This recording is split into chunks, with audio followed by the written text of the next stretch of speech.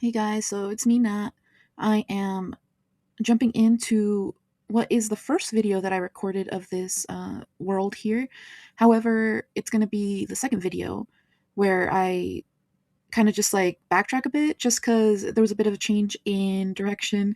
When I was first recording this, it was going to be just, a normal Yap and Minecraft kind of series. However, I decided that I was probably going to speak on a lot of these points in my life anyways, just because it is a big but yeah, basically, it was a bit of a rebrand. Well, I guess I'm not really a brand, but it was a different direction that I wanted to take this series into, and now it is going to be more talking about my journey in weight loss because I've been quite hyper focused on that part of my life right now, and truly it's the only thing that I talk about ever. I think even my friends and my coworkers are just like, okay, we get it, girl. So I did previously have recordings of audios that I would take, kind of like video diaries, before and after my workday, which would usually be my high stressor moments, which really put into, I guess it would really strain the times where, or like it would strain the journey. Okay, so I have, I guess, which I will go over a bit. I had pretty bad time with using food as a coping mechanism for stress and quite a bit of other mental issues. And yeah, the workday would be the most stressful. So a lot of these recordings were me talking about how I was planning to overcome a lot of the struggles, what some of the struggles were, and such and such. However, I was going to just take the audio and put it into the videos, though the video, or I guess like the video's audio quality was horrendous, which I don't have a mic that, or like a portable mic. I have a mic that I have with my PC. However, I don't have a mic that could record when I'm driving to and from work. So it's probably for the best that instead of doing that, because all you would hear is the sound of my engine running, my AC running, and me speaking really loudly, trying to overcome all of that. So I'm going to kind of do recaps and almost like reacting to my own like vlogs or like my own diaries, which is kind of funny to me now because I can see how much I was struggling then, and it's not that I'm perfect now. It's just it feels like it was so long ago when I took those, and it's probably also for the best because I ramble a lot. So now I have reviewed 2 days of April, and I talked a lot in those, which they were the very first ones that I ever did. So a lot of trauma dumping, a lot of information overload. So I try to do my best to condense everything that I think was the highlights of what I was talking about without all the tangents and without me getting distracted and speaking on other things that were not necessary, let's just say.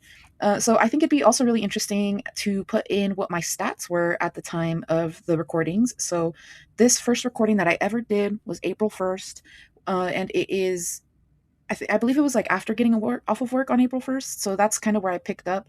And at the April 1st weigh-in, I was at 318.9 pounds.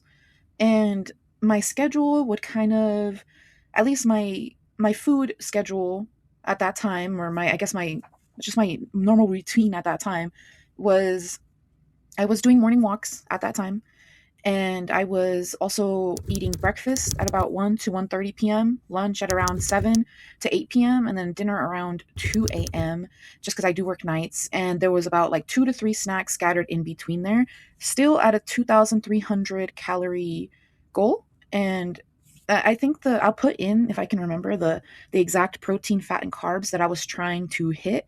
But I think that's important because I do kind of I rambled on in the very first video about uh, how that schedule wasn't working out for me at that time and how I was really struggling with it. So I guess I'll just jump right into it, right? So April 1st, getting off of work, I was talking about how I didn't really follow the new plan that I was trying to do, which was breaking out of that lunch dinner period there, and also breakfast, I suppose. I was beginning to do an intermittent fasting period of 12 hours, which was 12:30 a.m. to 12:30 p.m. I did go over a couple of reasons why I did start intermittent fasting in that week, and it was because it was something that I was going over with the dietitian, which was the waiting too long to when you're like the hunger cues, right? Is what we were going over. And them kind of discussing how whenever we would let ourselves go to one side of the scale of hunger, so I believe, if I'm not mistaken, the very last, or like the hungriest you can be is ravenous. The more you wait until you are at that point, the more likely you are to go to the other side of the scale when you eat. So if you let yourself get to ravenous, then you'll probably overeat until you're too full, or like, you're like overstuffed. And that was something that I was experiencing a little bit when I was doing the normal lunch and dinner times, where I was trying to do the lunch at 7:30, which was approximately 6 hours after my breakfast time. And of course, I had two snacks that I would take to work. And so a lot of the times I was feeling so hungry from how long ago breakfast was that I would eat both snacks in between that time. Then lunchtime would happen. I'd be okay. Um, like I'd be okay again, right? Like, but again, already ate my two snacks because I was starving at the time of lunch. And then dinner was then when I got home, which was around 2 a.m. And again, like that is a good 7 hour period between my lunch and dinner. And the way that that was really affecting me was, again, at that point I had no snacks. So a lot of times when I would get to dinner, again, I would be on that intense scale of, I was so hungry, I did not even know like if like what I was going to do. I felt like I could eat two of my little meal prep dinners, which was not a good feeling. And it definitely does emphasize that, yeah, that is very true. When you are waiting until you're so hungry, sometimes it's just like, especially when you don't have good hunger cues and you don't have good intentional eating habits, it does make you overeat to that other extreme. And well, at that point, like at 2 a.m., I'd be so hungry that sometimes even after finishing that dinner, I would eat an extra snack. And that would put me up to three snacks in that day.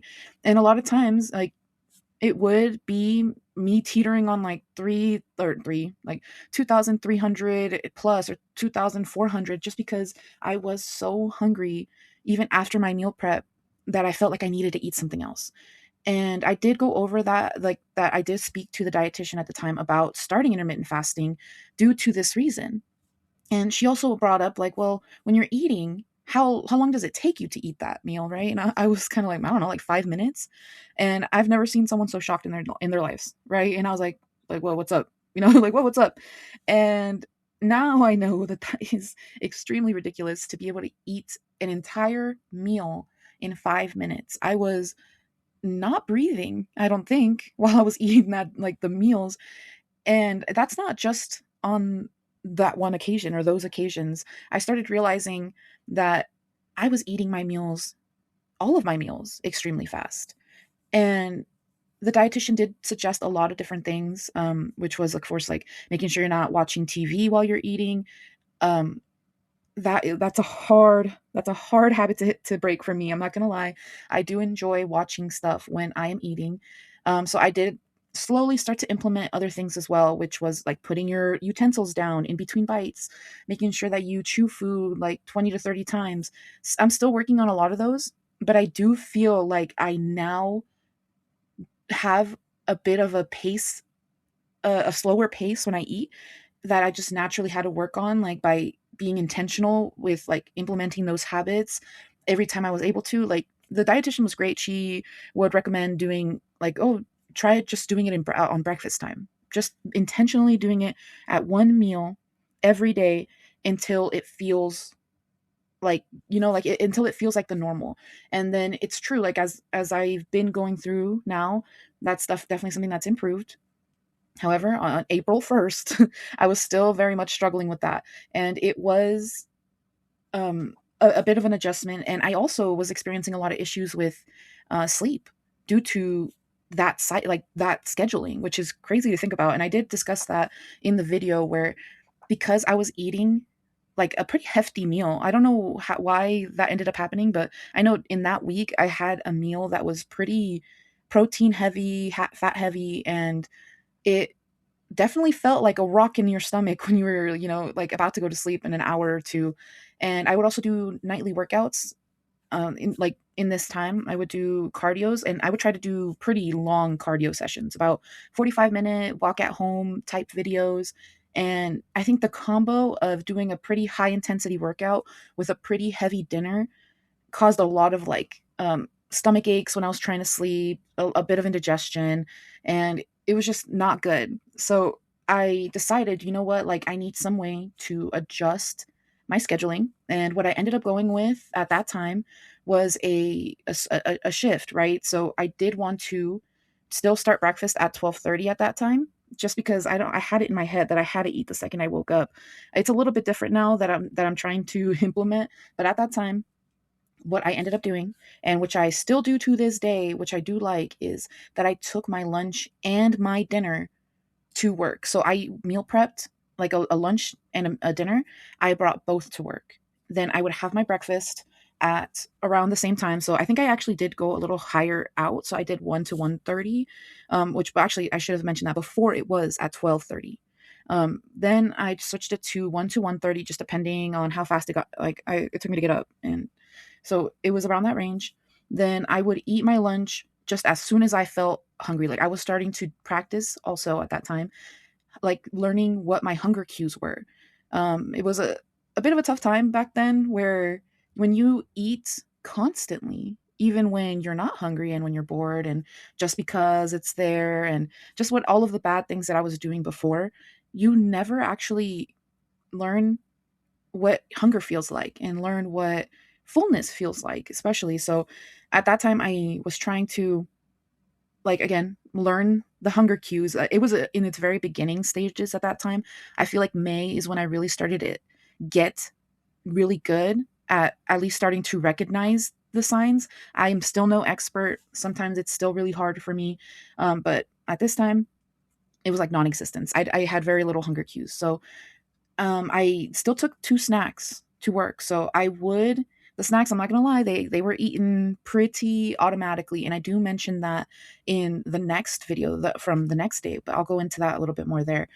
And I would then eat the lunch once I felt true hunger. So what I thought was true hunger at that time, where I was like, I am legitimately hungry. This is not boredom. Let me start this first lunch. Then about like 4 or 5 hours later, I would eat the dinner. So a lot of times, I think like on average, back in that time, it would be around 11:30 to 12 that I would eat that dinner. And then after that, there would be no more meals, just water. And that really helped a lot to, again, avoid all of that like indigestion kind of feeling, like where I was going to sleep with a full stomach and then also a bunch of adrenaline. Because then when I skipped that meal that I would have when I got home, I can just do the workout right away, then decompress a little bit, actually get a good relaxation in before going to sleep. And it really did help having that kind of intermittent fasting, implementing that, I guess, at that time. And I do also know, as I was listening to this audio, that I was talking about my walks and how it was already getting hot. And and it did start getting a lot hotter. So I can already be like, oh, I understand now. Like, or I guess I could see the beginning of the end, because I stopped doing those walks around the neighborhood because it is extremely hot outside. Right now, every morning or I guess every afternoon when I wake up, it's around 100, 105. And I know doing hard things is very important, but I'll I guess stick with me that it's still something that I'm trying to re-implement in my life, where I still make sure I have a very active lifestyle. However, there's a lot of things that happen in between April and now, which isn't June 14th. But yeah, I can just see myself already talking myself out of taking my neighbor, or not neighborhood, yeah, the neighborhood walks that I would do.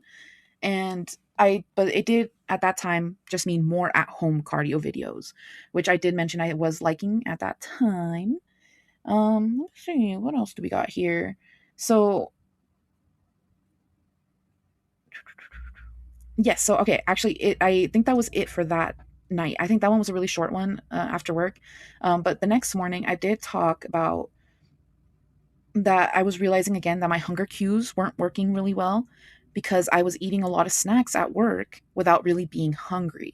And that I was noticing that it was kind of like a mindset of, well, it's in my calories. I'm supposed to eat these today anyways. Like, why not just start eating my popcorn or start eating my fruit cup right now, even though I wasn't like actually hungry. It was just kind of like, oh, well, like might as well eat it.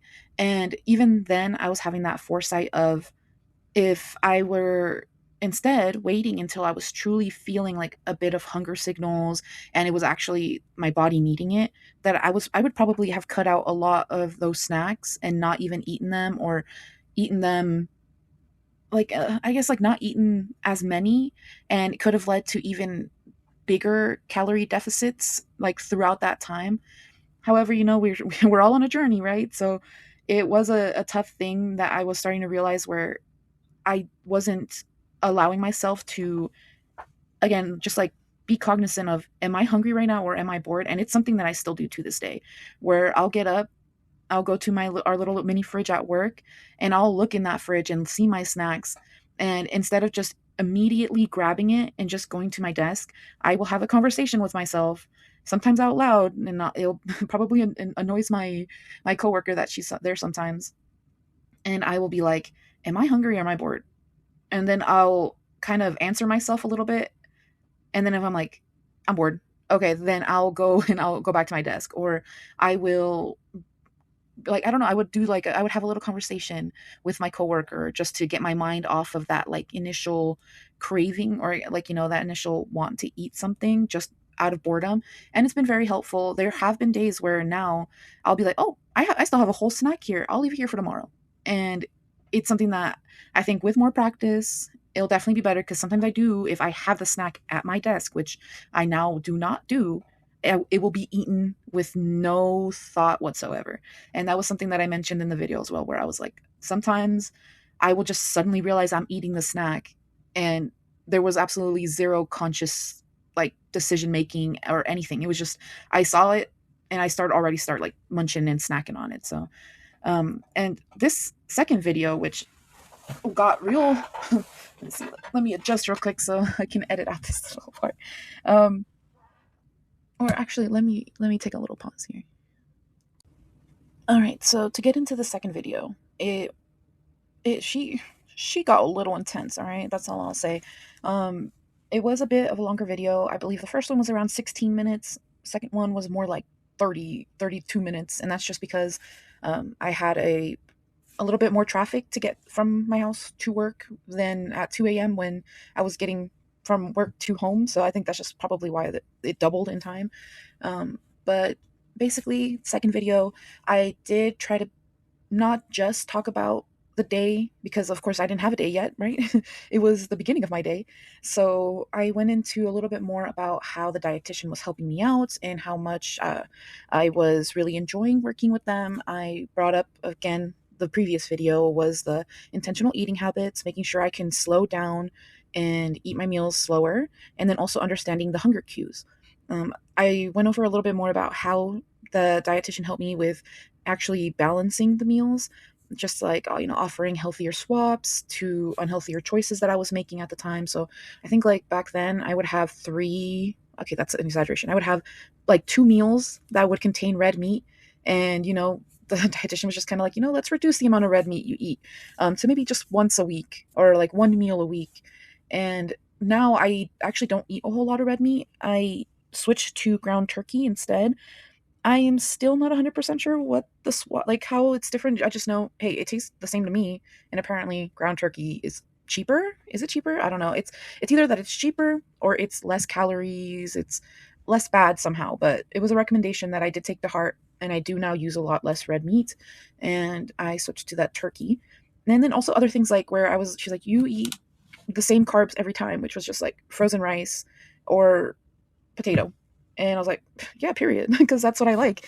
But, like recommending better starches, better carbs, like complex carbs to add. So she did bring up like lentils, quinoa, other things like that, which I'm not gonna lie, I'm kind of not like a fussy eater, but sometimes when I'm like, the thing I'm doing is working. Like, like it's working. Like, why should I change it? I'm not a big fan of change. And because I'm already going through a lot of change, I'm a little more resistant to changing what I think is working, right?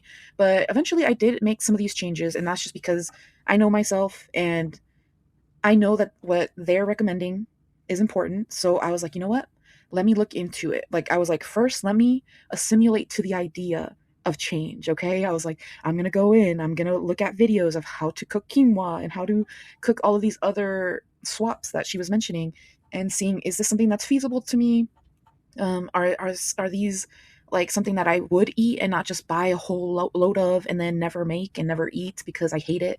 So I started just like looking things up first, where I was like, okay, actually these recipes are pretty easy, and then implementing, by then purchasing the thing, making like a little test run, and then eventually I did start incorporating more like quinoa and lentils and like sweet potato. But sweet potato, I love sweet potatoes, so that one was not too hard for me. And yeah, so definitely was glazing up my dietitian nutritionist. I can never remember. I know she's the one that you have to go to a lot of school for, not the one that's like a certification. So whichever one that is, okay? And if I flip back and forth, it's not on purpose. I just forget they're not the same. And my brain sometimes goes too fast to remember what the correct one is, all right? And I did dip into a bit of what I was mentioning was a bit of a trauma dump, but I think it's important because I think a lot of people that, especially when I'm watching people on a weight loss journey, when they talk about their own journeys through dieting at a young age and what they were going through, like before they started making the big change, right? And I kind of went over mine. So I know like a lot of people say the same things, but I think like even I still liked seeing it because, sometimes when you're seeing someone else talking about the way that it affected them, and then you're like, yeah, it kind of affected me a bit different or the same. And so, just to kind of see where I came from. So I did go into, of course, the fact that my family were very big into fad diets. So just to kind of put the lore into this, right? So my lore, I guess, is I came from a Mexican household. So I mostly stayed with my mom's side of the family, which was kind of crucial in my how I developed a lot of my unhealthy habits, and developed my, what I would say is, disordered food ingestion, right? So everyone in my mom's side of the family, well, I guess the majority of everyone in my mom's side of the family, so like my cousins, aunts, and everybody that would live really close, like my family, we lived kind of like as a multi-generational household. Like a lot of times we would either all be living in the same house, so just like a bunch of cousins, a bunch of aunts and uncles, all of us living in the same house, or we would just kind of follow each other around. Like if we were in apartments, we would all be in like the neighboring apartment buildings, right? So like, or we would even be just like two apartments right next to each other, and we would just always, like, the doors would be open for both, so it was kind of like we were all living in the same place. And with that, right, everyone in that side of the family, I would say, was a very normal weight, right? So all of them were skinny to normal, right? Or I guess normal is not the correct way of saying it. They were all skinny to um actually, I don't know what the correct phrase would be, but they were just not overweight. Okay.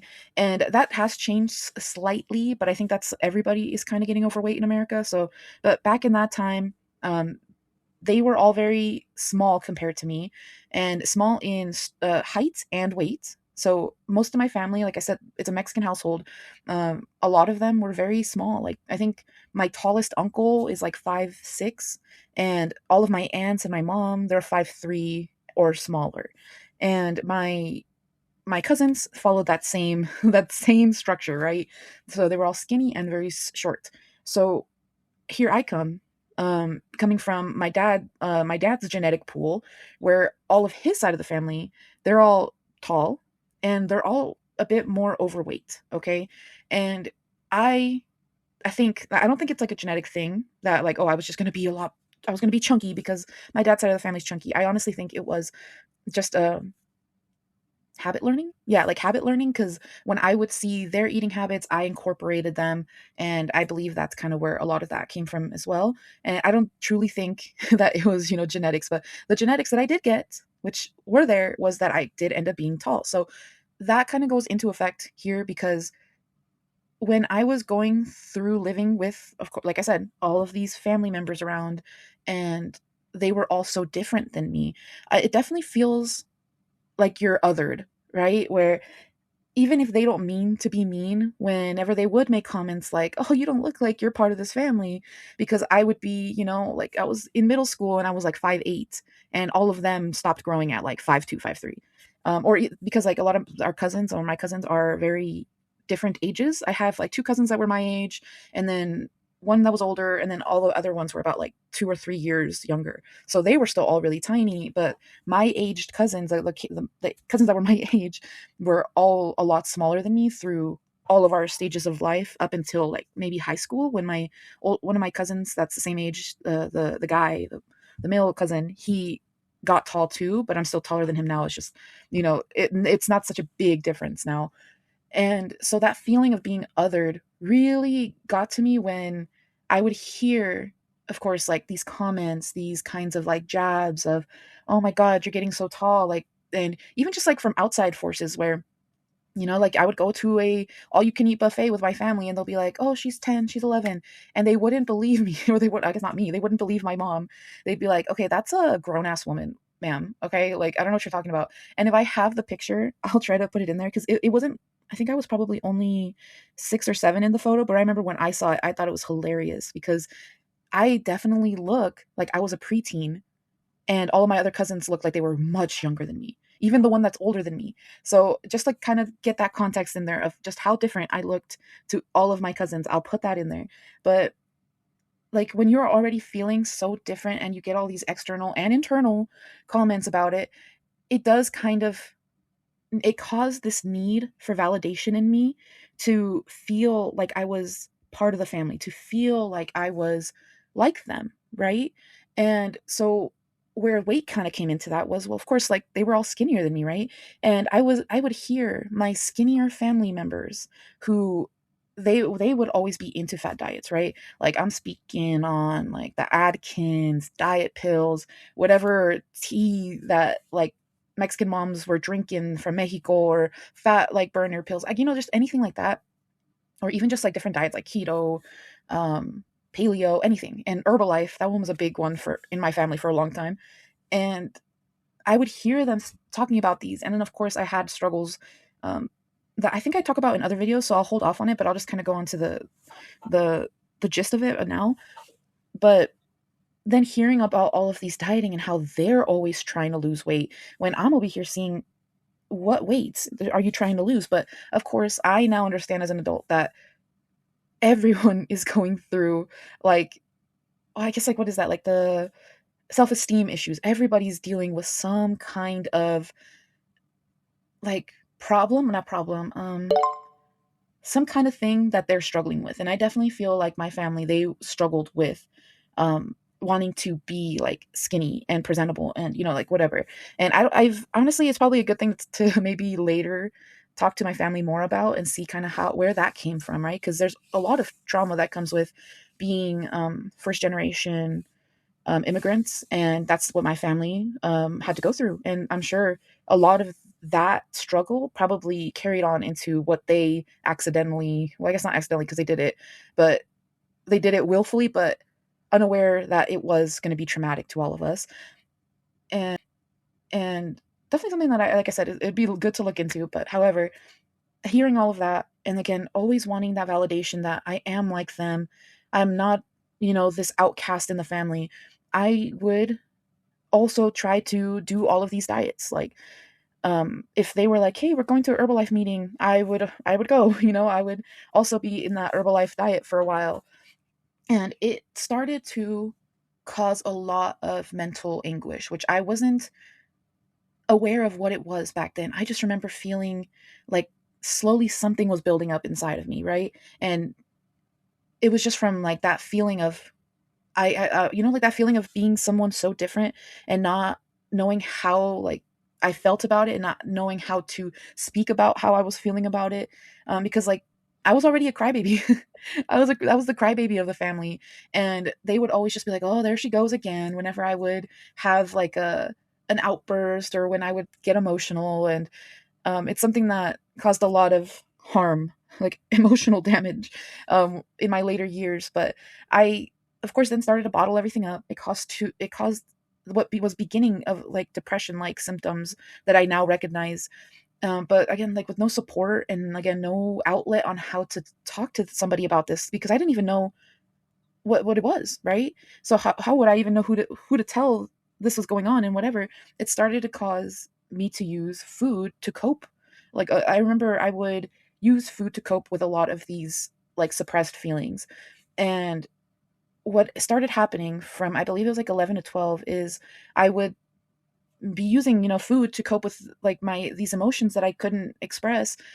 And I would start gaining weight, obviously, right? Like I would start gaining a lot of weight, and there'd be a moment where I would realize, hey, I I'm a lot bigger now. My clothes don't fit, and then I would get that reaction from family members or from most importantly my mother, where like kind of like that disappointment. I like where, oh, okay, we'll go buy you more clothes, and having to be like go up 2 sizes, and her just kind of like I could tell like being concerned and disappointed. And um I can, like when you're a kid, you can sense it, you can feel it. And so it would cause what now I know is really debilitating anxiety that I did not previously. Well, I guess I did have a bit of bouts of anxiety back in the past, but in this point of time, it was causing me to have the or it was making me unable to eat. So the only way that I can describe it was I would start to eat, and it would feel like my throat would just completely harden and close up. Like as if I were to try to swallow it, it would feel like as if the pipe to go down to my stomach was like a millimeter wide. So like it would cause a lot of like fear. I like that's the best way I can describe it, where it would be fear to swallow, like, and it was debilitating. Like I couldn't eat like too much at a time. I would have to take small bites of everything. I would be just kind of avoiding meals because of like the fear. And of course, like we all know that is where the restriction cycle started. So when I would get into that, like, like I would finally see what I'd done and I overate to the point where I had to go up sizes or I was gaining weight. It would cause me to then have these horrible moments of anxiety where I couldn't eat for sometimes weeks. And so I would not eat for weeks, and of course that would lead to me losing some weight.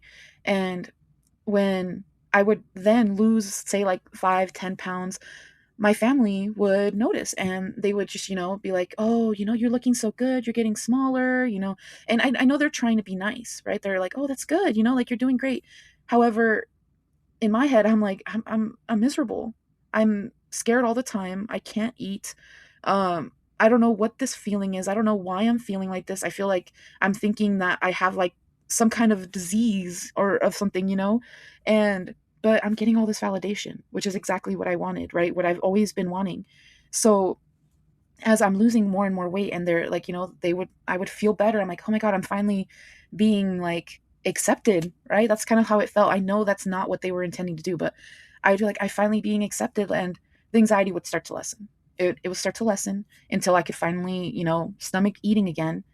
And as everybody knows, when the restriction starts to finally ease up, I'm ravenous. I'm so hungry. I haven't eaten proper meals in weeks. So I would then eat too much. And I would, BING and BINGE, yeah. And I would just do it all over again. Like it happened for maybe, it wasn't too often. Like I think there would be periods of time where it would go like a year without it, but then when it would come back, it was the same thing, restriction and then BING, and then the weight would just go up and down, up and down, and it finally started to lessen a bit as I grew.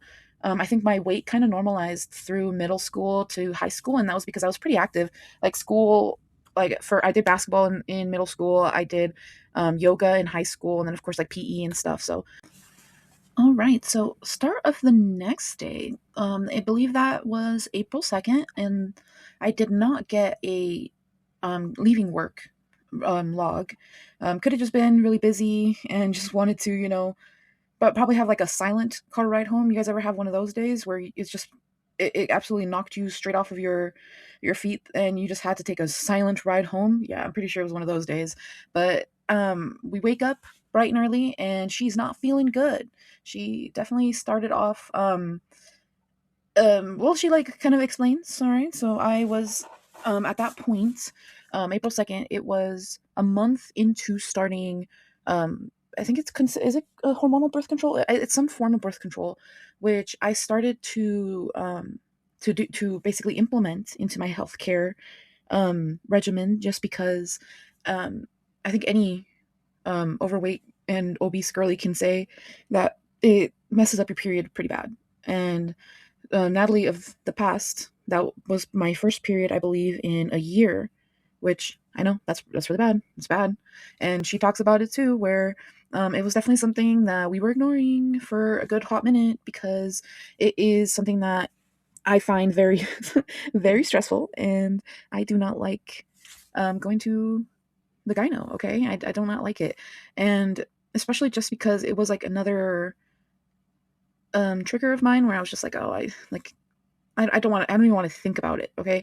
And plus, like, it's kind of nice not having a period, which Natalie also talks about, which she was feeling the effects of like, because I think when I started getting periods from the birth control, it could be because it's from the birth control and it's technically not an actual period.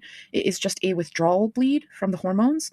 And I knew that I needed to start because like basically doctor was like, you have PCOS, or have like a lot of indicators indicating PCOS. I don't know if he like ever actually just was like, that is your diagnosis. I'm pretty sure he was just saying like, you're insulin resistant, you are ovulating, or no, you're not ovulating, but the hormones work. So like, it's like your brain can do the communication, but it's just for some reason, I am just not ovulating, which could be a sign again of PCOS. And then plus the insulin resistance. Um, oh man, it's like this one's a little oh man, it's like this one's a little harder to describe. I'm sorry, but hey, I'm trying to be open and honest here about something that I know a lot of people. I mean, not actually. I feel like a lot of people don't have too much of a stigma of talking about like women's health, but it is an important part of my health journey that I'm also trying to regulate. Because even though, like Natalie of the past was saying, like it's kind of nice not getting the period, like, but definitely when it first hit us again, it was after a year, which is insane. It was pretty bad. It was pretty gnarly. It kind of knocked me off of my feet for a week, and like, but the thing is, like again, it is still part of my health, right? Like I can't just be like, well, I'm just losing weight. That can be a like, no, like that's definitely something that I wanted to make sure that I threw myself into. Like I think my list of what I really wanted to make sure I got checked was my heart, because I was born with two holes in my heart, which I think they're just like little craters in the muscle or something like that. They didn't cause like any like insane kind of heart issue. It was just like a slight murmur, like whenever the blood would rush through that ventricle, or I don't even know where they were. Okay, like they didn't explain that to me. I was really young, but it would just kind of like swish into those little craters and cause like the sound of a murmur. But they always told me that I would probably grow out of it. I don't know, like, but I was just like, you know what? Let me go make sure they didn't get worse or something, right? And that was another thing that I was really ignoring, and it was causing a lot of anxiety in the noggin. Like it was just building up, building up, and those two were the big stressors because they were two things that I knew I needed to do, which was the fact that again I was always having really irregular periods, like. And the year, this one was the longest that it's ever been, and that's what really kicked me in the bootay to go and get that checked. But before it would be like 3 months, 6 months, like that I wouldn't get it, and then when I would, it was like a month long. It was really bad, and so I was just like, you know what, I want to make sure that I can have a regular period is like of course annoying because who likes going through that torture? Well, I guess I shouldn't say torture. I don't know. It's like that pain and discomfort every single month, and especially when you're coming off of a year not having it. We were not feeling good that day, okay? And but yeah, at that, like I said, at that point, I was like, I need to do it. It's important because it's my all every aspect of health is what I need to be focusing on, because I've been neglecting all of it for so long. Even like dentist appointments, I also actually that was the third one, because I had three. Now that I'm remembering, I'd also been neglecting going to the dentist. It had been like 6 years. And then Natalie of the past kind of goes over how she was feeling that day, and it was not good. And that was month one into the birth control. Um, she also just kind of goes over how, like, we're worried about all aspects of health. And that's kind of also why I, at that point, started looking at doing a lower sodium diet. And that was just because, like, I'd been going to many doctors now at that point, right? Because I was catching up on some of the things I wasn't doing. And like, they always do your blood pressure at these. And I was getting very inconsistent blood pressure readings. I was getting really normal readings, like of 120, even sometimes like 115, over like 70, over 80, like very normal at my general care doctor, right? Or is that what it's called? My GP. And I would go to the gyno's office, and I would be not good. Like, I would be at like 130 over damn near like 90. And at one point it was at 110. The bottom number one was 110. That is not good. And I now know potentially why those were so inconsistent. And then I also had an at-home blood pressure monitor that I was doing, and I was also getting very inconsistent readings. Some days they were really good, other days they were really high. And when I talked to my GP about it, because she was like, at one point I went for a checkup, and they were just like, "You're doing super good. Like, what like more than the expected, right?" And she was like, what happened? I'm like, "Oh, well, I actually cut out a lot of sodium in my diet because of my blood pressure readings." And she was like, "Huh? Your blood pressure readings are normal. Like, here, like, you're even in the history of all of your blood pressure readings, you've been at a normal blood pressure. Like, it's good." And I was like, "But every time I do it at home or I go to the gyno, like, they're super high. They're like really not great." And she was like, "Well, your blood cuff, like the blood pressure monitor, like, um what kind, like, I don't know." Like, she started asking some questions, right? So I'm trying to figure out what's going on, and realized, because I did tell her, I'm like, "Well, yeah, like the one I have at home, it, I have to kind of do it like on my lower arm because it's too tight. I can't even put it on my upper arm." And she's like, "Oh, do you always feel like it's too tight?" I'm like, "Yeah, like it always explodes when in the middle of the reading, because it's just like filling up with so much air, and there's not a whole lot of Velcro. Like, it's too small." And she's like, "And then what about at the gyno?" And I was like, "Oh yeah, they also use like the automatic cuff." And he's like, "Did it fit?" And I was like, "No, it kind of blew up a couple times too on me, but they like just tried it again, and then that's when I got the reading." And apparently, when you're using a cuff that is too small, it, I guess, like, historically, or it tends to give you higher readings. And I was also like, "And plus, I just don't like being at the gyno's office, so it could have legitimately been high." And like, she was like, "Honestly, true, okay." Like, she's like, "I don't like going there either." I was like, "Preach, sister. I don't like going there either." But so I still was like, "You know what, though? It's actually doing me a whole lot of good, the low sodium diet, or lower sodium, and actually tracking sodium in the diet." And I still do. However, I'm not gonna lie, I've been not hitting the goal I'm trying to hit recently. And I think I do have a voice note that I did very recently about why. So again, spoilers, I'll save it for a different video. Um, but yeah, like, that's kind of like what Natalie of the past on April 2nd was talking about, just about wanting to be an all-rounder, trying to get all points of health in under control.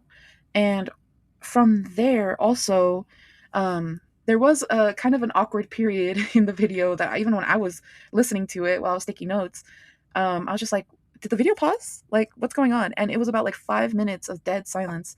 And like, I actually got scared, because I was just like, "Oh, well, maybe it just stopped." And I like look up, and I can see the video is playing, like, it is still playing. And I was just like, "What the hell, like, what?" And I like try to skip through, and it was just like 6 minutes of silence. Or, okay, I'm exaggerating, it was like 2 minutes. And then it's just my past self, going over kind of, oh, like, "Oh, I was at a red light, I didn't want to talk with," and then like the people around me see, because it's a lot easier when you're doing these, recording yourself talking, when there's not potentially an audience. And kind of going over just like, how it's really hard to get rid of like that fear of being perceived, especially when you're someone who's been big your whole life. It's like you almost now want to kind of be ignored by everyone. You don't want people to notice you. You don't want people to see you. And it's something I'm trying to get over. And I know Natalie of the past, she kind of goes over it very well. And I want to, let her kind of have the floor here. It's probably going to be really bad audio, so I apologize. I'm going to try to clip the video into this if possible, or maybe just do the audio playing in the background. But yeah, like I'll leave you to her. She uh, kind of, gets a little, what is it, vulnerable, just a tad. So yeah, I'll leave you her, um, in her care. Yeah. So I will speak to you guys later. Bye. Okay, sorry. I was at a red light and I kind of felt awkward just talking to myself. I hope I get over that. I know no one really is looking at us, and no one's really paying attention to what we do. But as someone who's very cognizant of, is cognizant the right word? Where it's just like I notice, or attention makes me uncomfortable. I'm just like I'll do anything in my power to not bring attention to myself. So doing stuff like this is hard for me, but I'm trying to break out of that. Because like I said, I'm trying to be the person that I like always dreamed I wanted to be, right? Like I've always wanted to have or be able to do things that I would see like content of, obviously, right? So like I was on YouTube from really like young, like I was watching YouTube from really young age, and I would just always watch vlogs, day in my life, get ready with me, like all of those types of videos, gaming videos, and always just I don't know if crave is the right word, but I would want to try it because I'd always kind of just talk myself out of it, just being like, well, those people, they're pretty. Those people, they're funny. Those people, they're interesting.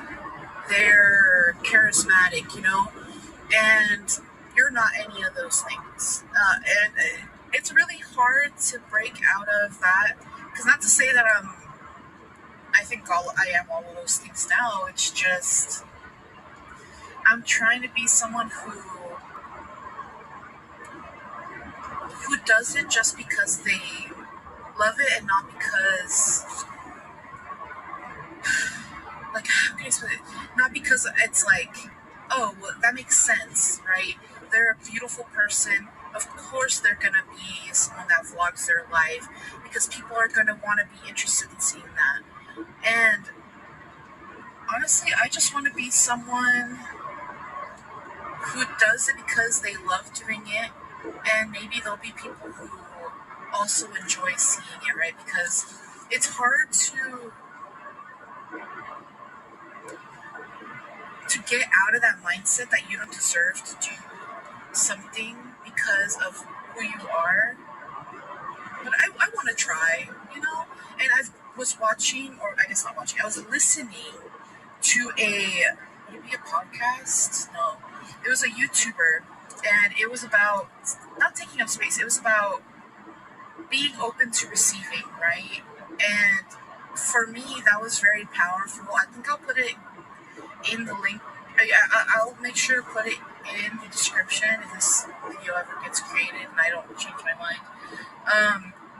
And I don't know, it was just very powerful to me because I always hear about that. Like, you have to, like, basically, like, pretend to be the person you want to be for it to happen. Like, kind of along the lines of that. And that, like, not doing it is basically, like, if you are constantly saying, like, well, I could never be pretty enough, interesting enough, funny enough to be someone that can create content and have people watch them and have fun doing it. Because to me, that's the biggest thing. It just always seemed like such a fun thing to do, like film, edit, like, and I did do it for, I don't know if I'm gonna do this on my already created, like, channel where I did already have vlogs in the past. And I loved doing it. I loved just recording, editing, and doing it not because I was like, oh, people must see what I'm doing, must see or must listen to what I speak of. because I feel like I'm someone that should be heard. It was just because it was fun, like, it's almost like a little diary here, like getting to speak some of the words that are in my head that I usually don't tend to say to others, or tend to just keep to myself, like thoughts and feelings. Because even though I know the internet can judge, it's like, do you really care about the judgment of people that you don't really know? Like, I feel like I value the judgment of people that I respect and value more than others. So I'm hoping that, and that stays consistent. But I'm trying to be there for myself every day, even if it feels like I'm playing like pretend almost, where I'm like, oh, I'm doing all of these things that when I was not in the mindset, or like not in the prepared mindset to do this big lifestyle change, it was like I was embarrassed.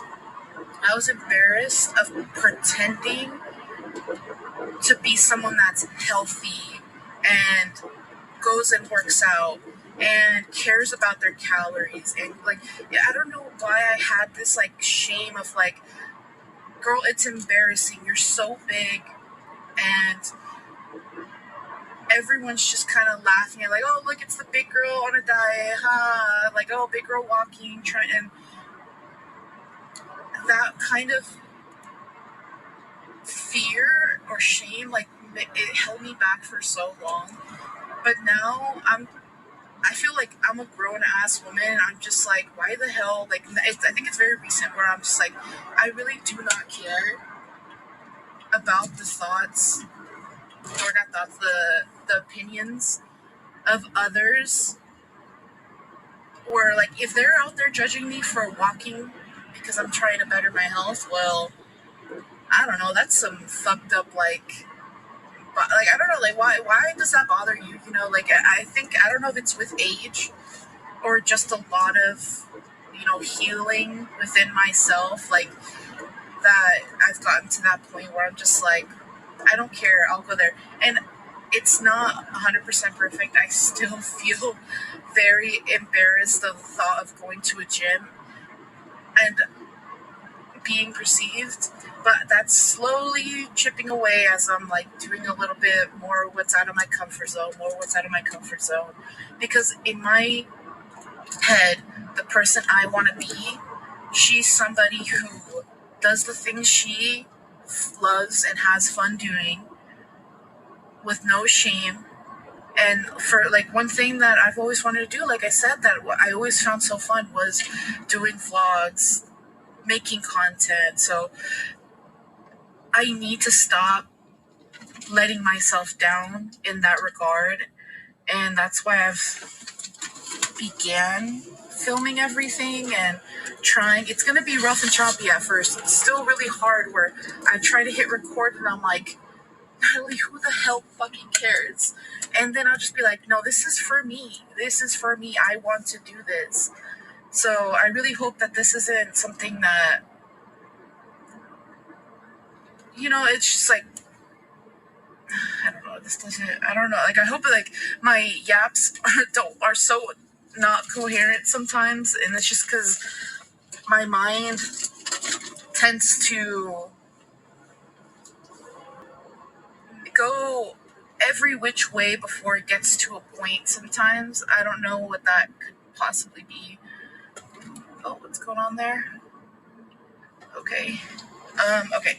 So, yes, I'm trying to show up for myself. And like in that video, if you watch it, they're saying, like, doing the things that person that you dream of does is how it starts. You can't want to be a healthy person who's fit, but then be like eating Oreos on the couch or in your bed and ignoring, like, your health, so like, it's slow And I feel like it's very, like, when I listen to it, I'm like, you know what?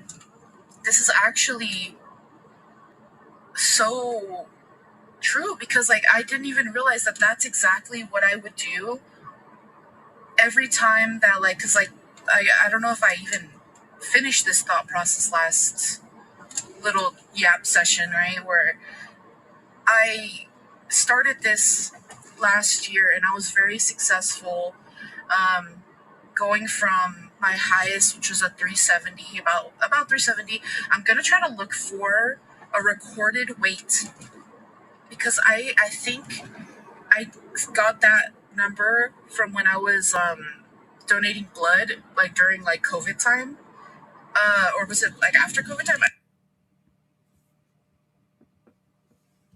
I don't remember. But and they weigh you, and they'll kind of like give you deets on the app, on your profile and stuff. I'm gonna see if I can somehow log into it. It's been years, but so I can see what my max weight was. But like last year I started and I was very successful just from, like, having that mindset where I'm like, oh, I'm somebody who cares about um like reducing, like, I think, like, I started with cutting out Dutch Bros, because I was someone who would eat Dutch Bros, or not eat. I would drink a Dutch Brothers energy drink, or like those freezes, like the frozen coffees. I think like sometimes 4 to 5 times a week, and they would be the large, and that's 900 calories at worst. And it was just like, that's where I started. I was like, oh, like, somebody who cares about what they're eating wouldn't be drinking all their calories. So I just kind of cut that out, and I made it like, I was like resolute that I am somebody who does not drink their calories like that. So that helped me cut that out. Like, it wasn't even like I felt like I was giving something up. I was just like, oh, I'm not somebody who does that. And then that was super, like, successful for me. Like, I was able to do it so freaking well. And then I lost a lot of weight. I was also exercising a lot then, because I had been, like, kind of like moved to another position in my job that was a lot more active, and that helped a lot too. But then, like, just like those little mindset shifts are what really did help me, and I feel like that's what is gonna help me now, right? So I think I'll talk about this more a little bit when I get off of work, but I'll see you guys then.